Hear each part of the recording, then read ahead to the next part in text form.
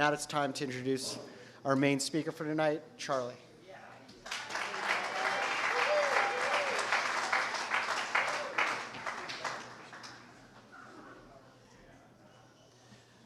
Hi, my name's Charlie. I'm an alcoholic. And I'd like to thank John for inviting me here. And it's always an honor to be asked to participate. And thank my friend Ty for riding over with me tonight. It's always better to have someone that I can trust in the car than drive by myself. And I'm grateful for that. And I was caught a little off guard. I was thinking about Sandy and forgot my own story. Anyway, I'm an alcoholic. That's the extent of my issues, really. I wish I had more, but my sponsor convinced me that they were all defects of character and not issues, so I had to do something about it, which is really a drag. If you're new here, I hope you feel welcome. I hope you feel comfortable here. I hope you feel desperate, because desperation is a really good way to stay sober.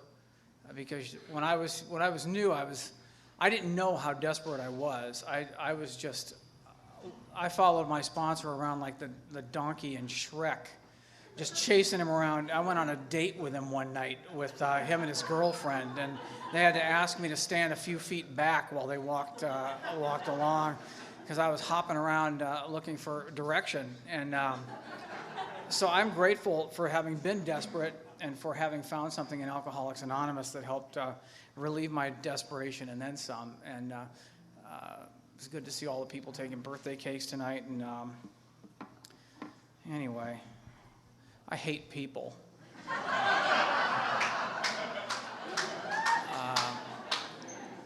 I sense there may be a few of you in here. Yeah, okay, yeah. Someone getting a little high off the scent of sexual tension in the room.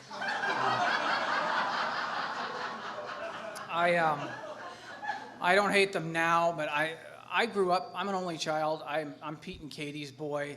I grew up I was born in Glendale, and we fled political persecution and moved to Anaheim. And it was there that I just felt out of place all the time. I don't know why. I wasn't out of the ordinary. I wasn't excessively smart, you can take one look and know that I wasn't excessively good looking or anything. And I just was, but I always felt as if there was something just not right. And I didn't like the human race. I just didn't like it. I didn't like other people.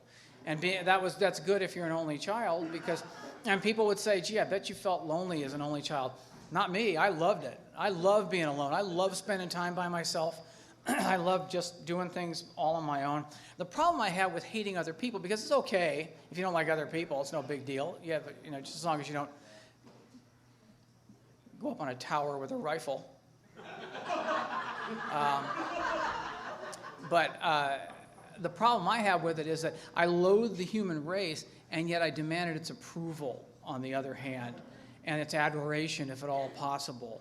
Which, between those two things, it'll give your life a sense of torque, I'll tell you. And I was always on the move. I was a people pleaser, which was not unusual. And I just couldn't. I didn't like school because I had a constant battery of authority figures take me into an office, whether it was a priest or a teacher or a principal or a counselor or someone, and tell my parents that I have potential. Now, for those of you who are new and who pride yourself on having potential to this day, they don't tell people who are using their potential that they have it. They only tell people like me.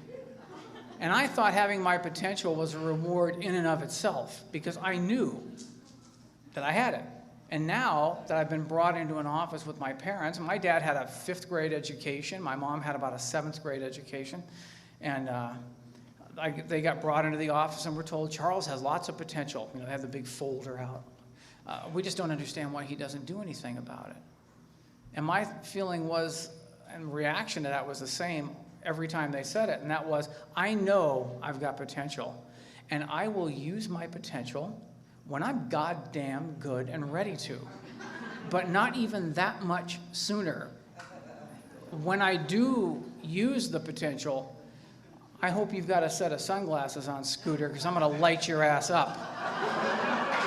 But until then, perhaps you want to take your concern from my potential and wipe it on some other sap. Because if you were such hot shit, you wouldn't be a high school counselor, now would you? It never came out in exactly those words. I usually said something like, I'll try harder. But I've always been a rebel. I just never told anybody. You know, I don't know. I'm rebellious. It's a secret kind of rebellion. It's the silent.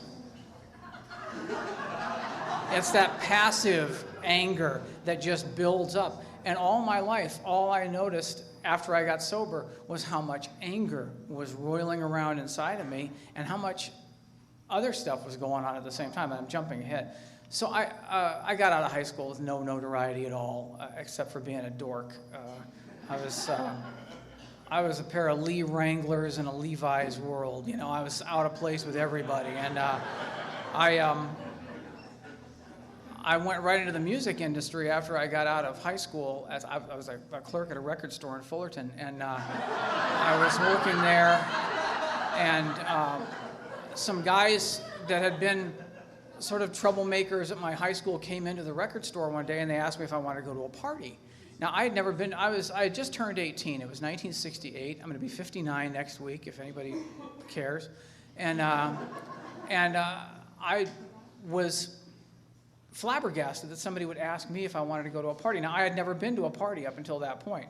I had never taken a drug. I never had a drink. I never had done anything, really. I was a nice boy. But I was, and so I said I'd go to the party. So I go to this party with a buddy of mine, and we get there, and I'm there for 5 minutes, and it occurred to me while I was standing there that I wish I had never come to that party. I should have known there would be others at the party, and they were all, you know, that hippy-dippy, phony, crap talk, philosophy 101, ennui-dripping morons that were, it was all attitude and no person underneath it. I knew that, and I'm getting angrier and angrier and thinking, why did I even bother showing up for these little ferret-faced bastards to stand there and mock me with their hipness and mock me with their idiotic prattling on about nothing, about revolution, and they live in Anaheim. I mean, come on. And I was in I wanted to go home. I wanted to get out of there. I just couldn't stand it. And somebody walked by and handed me a can of malt liquor. And I got this can of malt liquor, and I thought, well, this is great. Now I can be just like these other idiots. You know, half the room's drunk and the other half's on acid. Which side do I want to join? So I got this can of malt liquor, and I started drinking it. And about halfway through that can of malt liquor, it occurred to me that I'd been way too hard on you people. You know? I started to feel like I was filling out my psyche as I stood there. I felt like my potential was expanding. I felt like I liked you, which was a huge change in perception. I started to feel like this wonderful hybrid of John Lennon and Errol Flynn and Miles Davis all swirled into this creature that unfortunately looked like Sherman from the Mr. Peabody cartoons, but I was really going to give it a run. And I felt confident and alive and full of anticipation. Now, you got to understand, I think alcoholics, we live on anticipation of things getting better. And I think somebody...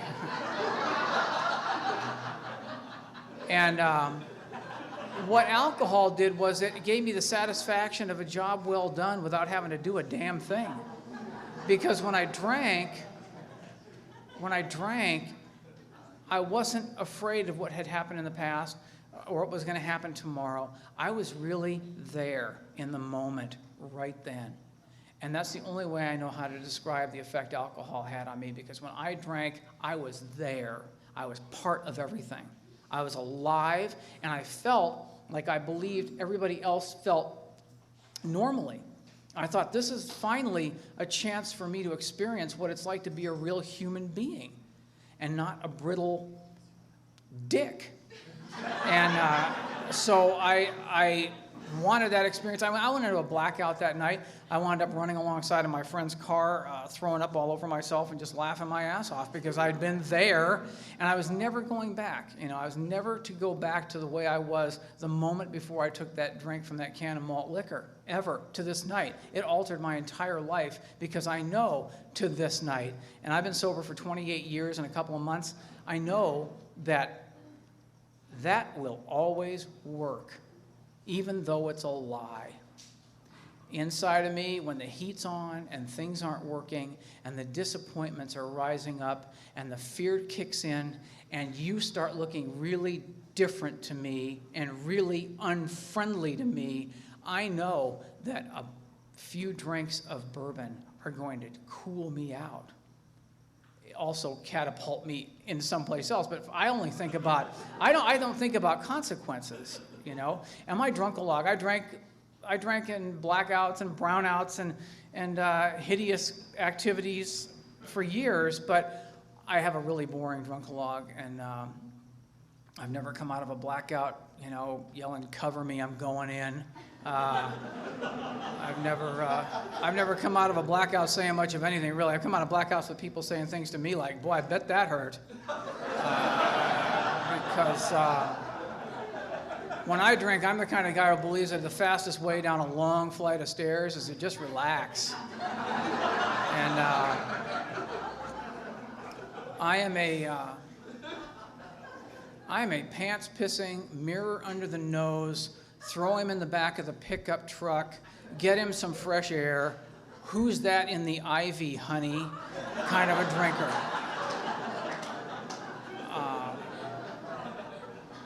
I'm the kind of drinker that when I show up at an event and I've been drinking, people go, "Oh,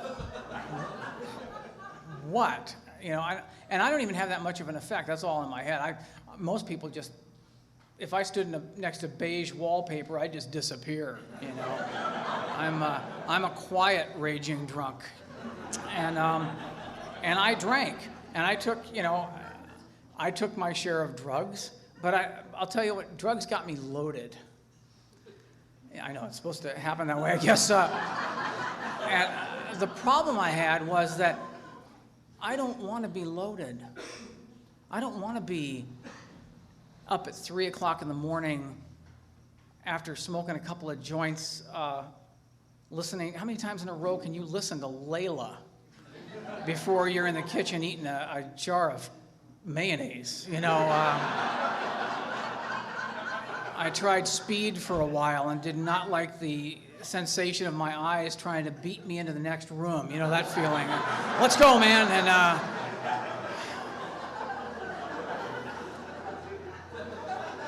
I smoked PCP just to be polite, and realized with that those experiences that as an alcoholic, I don't need to induce psychosis. I just need to stop drinking for a couple of days and things start to get really interesting on their own. And I drank, I got married.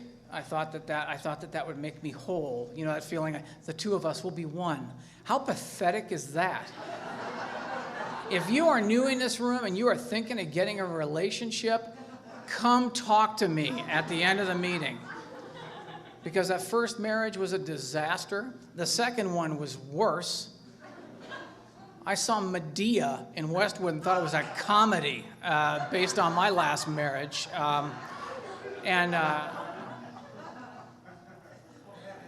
Just relax. You can live without it for a while.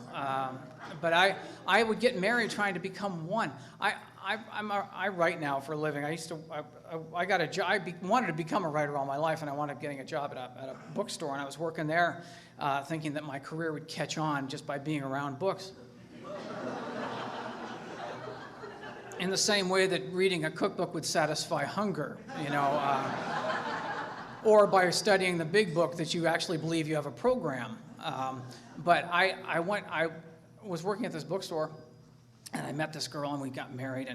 And later, flash forward to a couple of years ago, I've actually started writing for a living about 20 years ago, and I was working on this story that required a knowledge of weapons. And you can take one look at me and know that my kill cluster days are ahead of me. And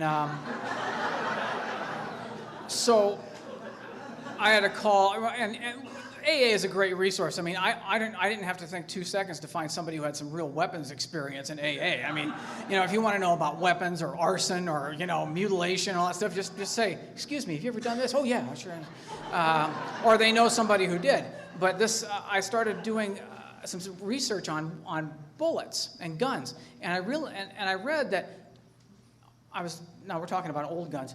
A bullet comes out of the barrel of a pistol at 450 feet per second, which is a wallop. 450 feet per second, but if it strikes water, it hits the surface of the water and it's still going 450 feet per second, and it goes through into the water and it's still cooking, and then it just stops, and it just drifts to the bottom of the pool. Such is the trajectory of my life. I come out of the barrel at 450 feet per second on anything I'm going to do.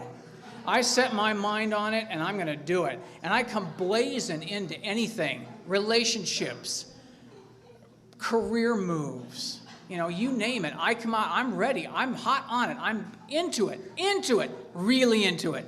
And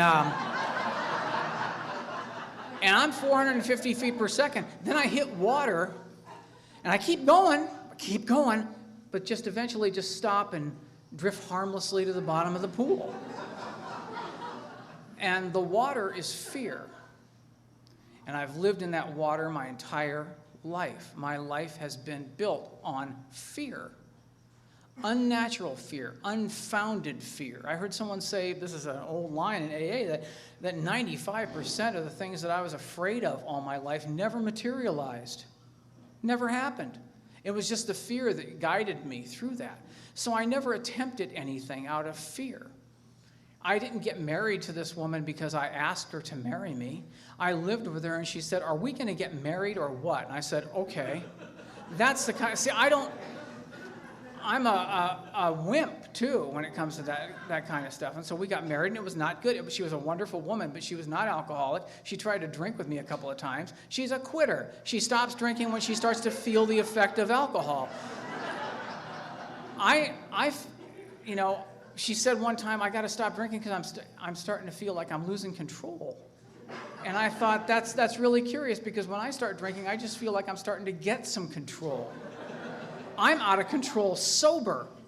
When I drink, I can drive better, I think better, I'm more rational. Alcohol just makes me feel like I can do everything better for a while, till everything comes crashing down. And everybody in here knows what it's like to have things crashing down. It doesn't have to be high drama. It can be the crashing down of years of little bits of sand crumbling under your feet until pretty soon you don't have anything to stand on anymore. It doesn't have to be a huge catastrophic event. It can be something as simple as an offhanded look by a passerby that will get me to feel like, what are you looking at, chump? I don't say that. I just say morning. And then plot their death for the next hour and a half, But I'm an alcoholic friend who's a writer, and he writes horror stories. I said, where do you come up with these are great ways to, these are great stories. And he said, well, I always run into somebody that I get a resentment against, and then I go home and write a story where I kill them in the most painful way. And I thought, works for me, That's how I'm working out the resentment from my last marriage.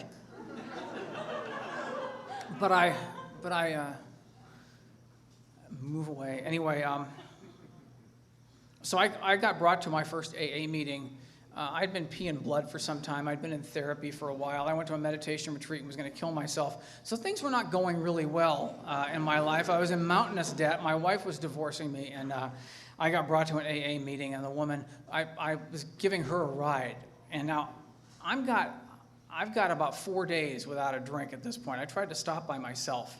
I had a moment of clarity that our first speaker was talking about, where all of a sudden it occurred to me that something was desperately wrong, and I don't know what to do. And I wish I could just die and be lifted up out of this experience. I don't want a big drama. I just want to die and be taken out of life so I don't have to deal with this pain anymore. Because I realize that there's just so much pain going on, and I don't know what's causing it. And I want to die, and I'm drinking too much, and I'm pissing blood, and I'm sick, and my life is falling apart, and I'm driving this 25-year-old car that looks like somebody tried to slap the smile off its face. It was an old Volkswagen, raccoon hunting headlights on the front, you know, and no reverse. So and here's how I live my life. It had no reverse, so I would park it on a hill at night, facing downhill with no one in front of me, so that I could just roll to a start in the morning and not have to back it up. That seemed infinitely easier to me than to go get the transmission fixed.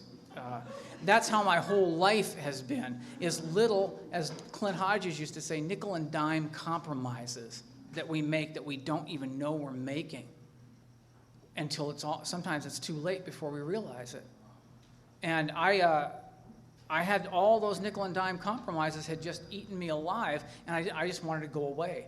I was getting a divorce, I was sick, and this woman called me and asked for a ride to an AA meeting. I had been drunk with her. Her husband was a friend of mine. Her husband drank himself to death. He drowned at 25, drunk one afternoon up at Lake Castaic, and had a 5-year-old daughter he left behind.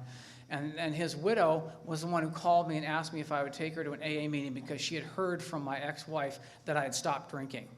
And so she said, can you take me to the meeting? So I said, sure. She just got out of detox. Now, this is really important if you're new. This woman had 22 days of sobriety.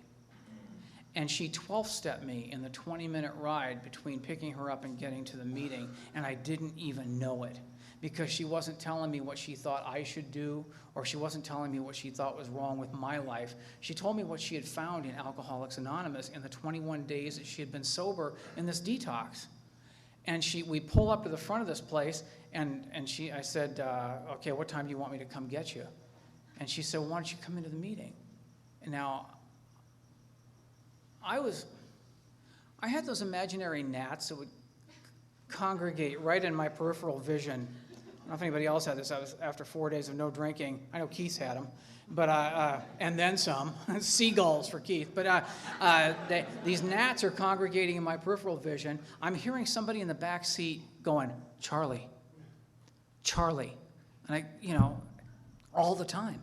My stereo hadn't been hooked up for years, but all I heard was Steely Dan playing over and over in the car. And this woman asked me if I want to go into an AA meeting, and I said, no, I'm not an alcoholic, really.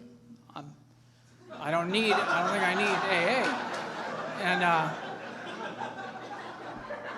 And it's about 104 out, and I've got a tweed jacket and a wool sweater vest, and I've got sunglasses on, because of course, as you know, at night it gets really bright in AA meetings, and then it starts to snow.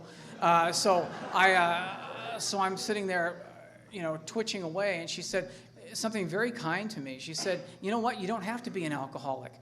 It's an open meeting. It's an open speaker meeting. You're welcome to come in if you're not an alcoholic. Since you quit drinking this week, maybe you'll hear something that'll help you.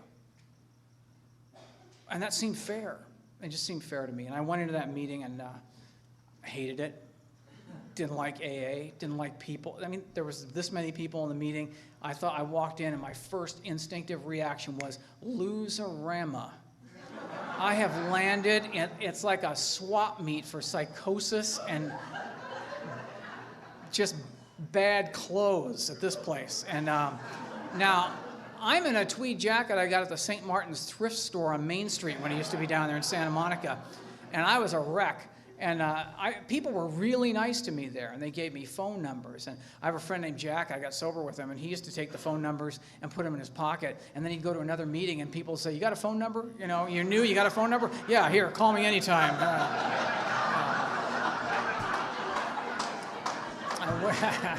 I wish I thought of that. Jack was he's the most cynical guy I know. I was sitting next to him in a meeting one time, and a woman got up to take a birthday cake, and everybody was clapping, and then the clapping started to die down, and Jack goes, 3, 4, 5. That's all he was going to give her. And anyway, I didn't like the meeting, but people were nice to me, and I'll tell you, it's really important in my own program today to not tell people how to do the program, or what to do in the program, or what part of the book they should start reading. But it's really important to do what people did for me. And that was, people walked up to me, they looked me in the eye, they shook my hand, and they said, "We're glad you're here. If you need anything in the meeting, the bathrooms are over there. They're serving coffee in the back and cookies. Let's go back and get some coffee. Do you have a big book? I'll get you a big book." People were nice to me. And I was like this, you know, I did not want to be in that meeting. But I came back the next week because Debbie was going to get a 30-day chip. And I thought, well, I can't miss that. And she got her chip, and everybody cried, you know, all the people from the detox weeping and laughing and scratching. And she said, "If you come back, if you stay sober 30 days, you'll get a chip too." And I thought, well, that's what I'm shooting for. Really, if anybody doesn't mind. So I came back the following week because at 32 days, Debbie went out and drank. And she didn't get back to AA for 9 years. She completely forgot what she was up against. You know? And I know the reason I stay in Alcoholics Anonymous and the reason I remain active, like my friend John here, is active people in AA stay sober, and they don't just stay sober, but if you're active and doing the steps and bringing some vitality into the room and shaking hands with people you don't recognize because they might be a suffering fellow alcoholic, that if you do that, your life starts to change for the better. You have to do the steps. You have to do that stuff. It's incumbent to do that because otherwise my life wouldn't have changed. But I got a sponsor, not because I wanted to, but because people pressured me. You know, everybody, "You got a sponsor? You got a sponsor?" And it just irritated the crap out of me, so I got a sponsor. Now, sincerity is no prerequisite for sobriety if you're new. We actually appreciate it if you're insincere because you're certainly more fun to watch. And I got a sponsor, and this guy sat me down one night at a coffee shop, at Dolores' coffee shop over here on Santa Monica Boulevard. And he said, "Here's what I want you to do."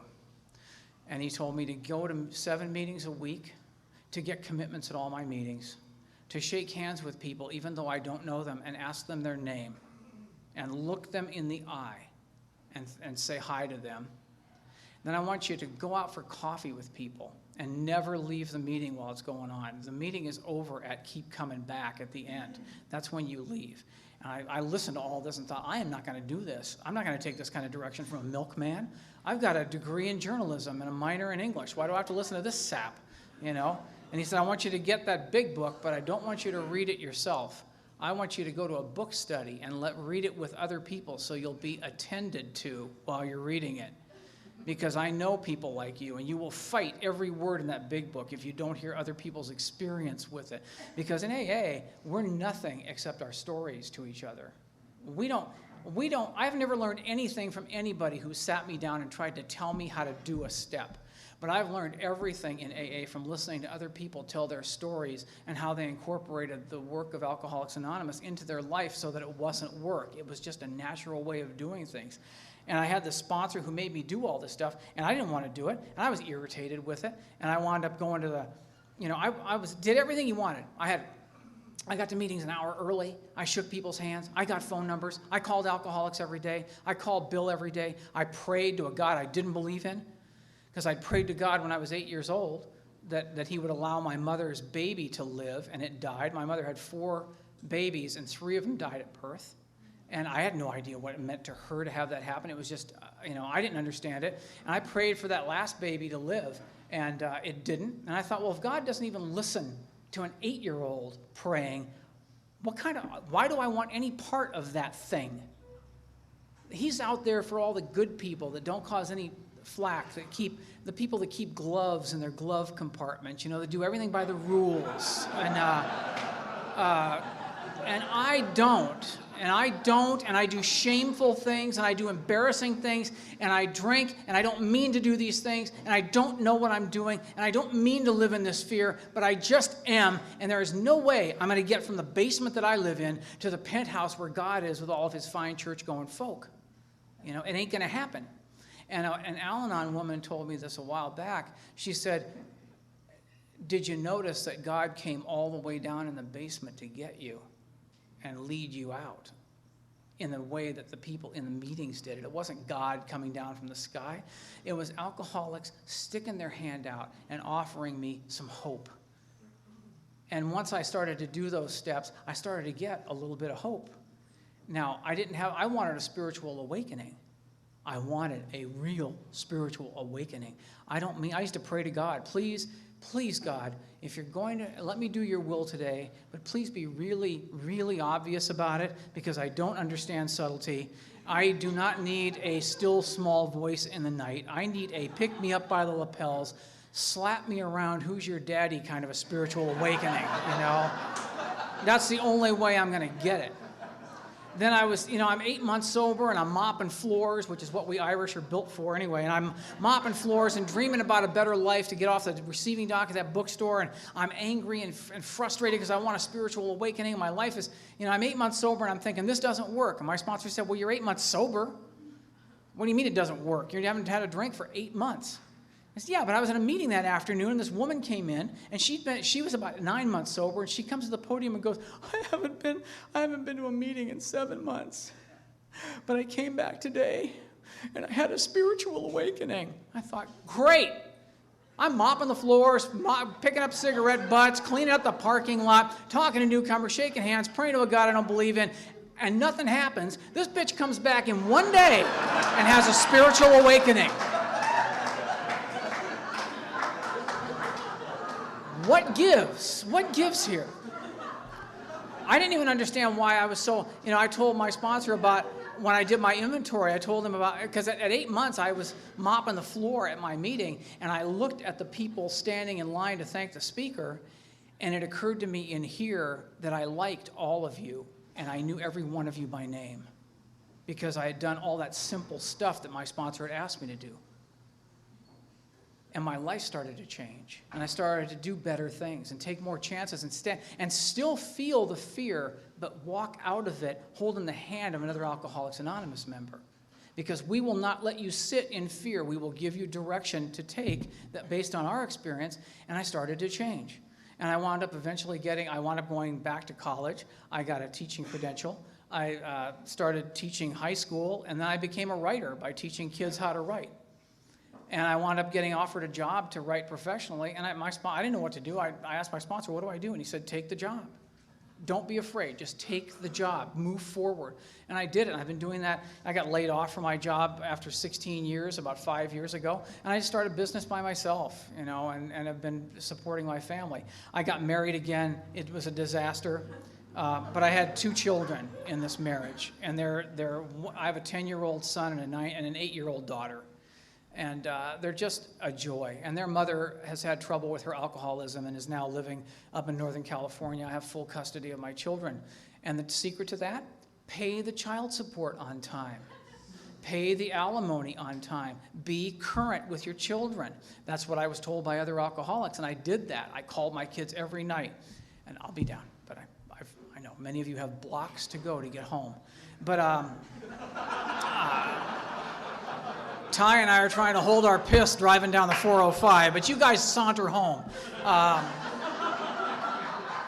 So I had these children, and I started dating a woman that I'd known in AA for years and years, and we hit it off. And we got married in January. And she is the best stepmother I could ever hope for my children. And my children just respond to her. They adore her. And my life is good today, despite my misgivings about where, what's going on. I get afraid a lot of the time, but I have a sponsor. My first sponsor drank after 33 years of sobriety. So don't ever sit in the sense that you have it now and it ain't going to change, and that I don't drink no matter what, because if you have no idea how deep the pool of no matter what is.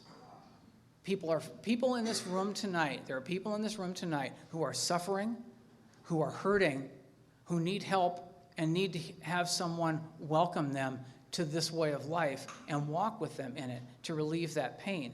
And my sponsor stopped sticking his hand out to people and stopped doing what he was doing, and he drank, and it broke my heart. But I had another sponsor in 5 minutes, because I'm not going to walk this path alone.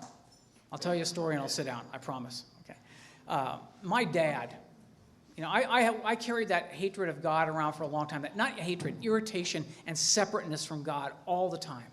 And everybody talks about love and AA. Nobody talks about courtesy, but they all talk about love. And so I did a 4-step, of course, and I brought that up about being angry at God since I was 8 years old for not having my prayer answered.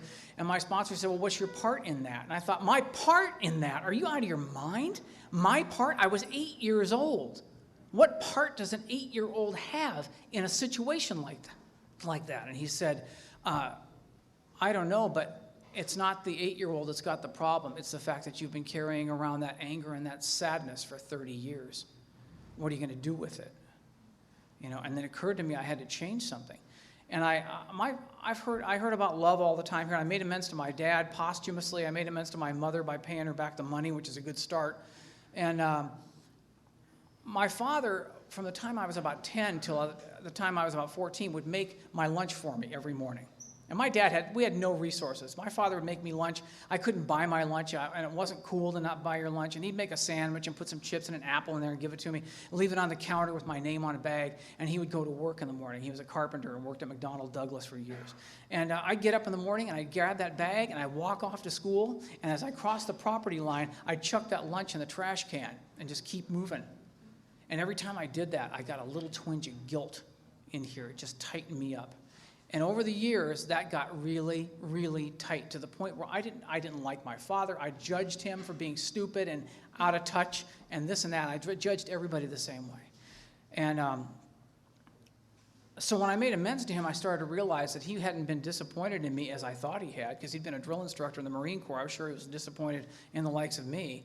And so I was emboldened by this feeling, and I went to my mom and told her, Mom, I have a little amends to make for Dad, but I have to tell you about it. Every day for 4 years, he'd make my lunch for me, and I'd throw it in the trash can. And I'm sorry. And my mom says, well, I know you did. And I said, how do you know I did? And she said, well, your dad told me. And I said, he told you? She said, yeah, he knew you were throwing it away. And I said, well, if he knew that, why did he keep making it? And she looked at me across the table with that expression that said, how dumb are you? Your father loved you. That's why he did it. And it was a pure act of love. He didn't care what the results were. He didn't even care if I threw it away. He got the joy of doing it by making his son a sandwich and making his son a lunch and writing his son's name on the bag, the son that lived, and putting that by the door. And he was done with it after that. And what I chose to do with it was none of his business. He would from time to time ask me how the apple was, and it was an orange. I always gave him the wrong answer, and that's how he knew. But it didn't stop him. And that is a pure act of love. The literature and tapes over here, the chairs being set up, the coffee being made in an AA meeting, and the greeting that you get from an alcoholic who looks you in the eye and welcomes you here, that's an act of love too, because everybody in this room tonight had something better to do with their time. Everybody did, and they came here to be of service to another suffering alcoholic. That's what I'm here for. And if you don't want it, and if you don't like anything I've said, and you don't want what we've served up for you here tonight, that's okay. We're not going to stop serving it.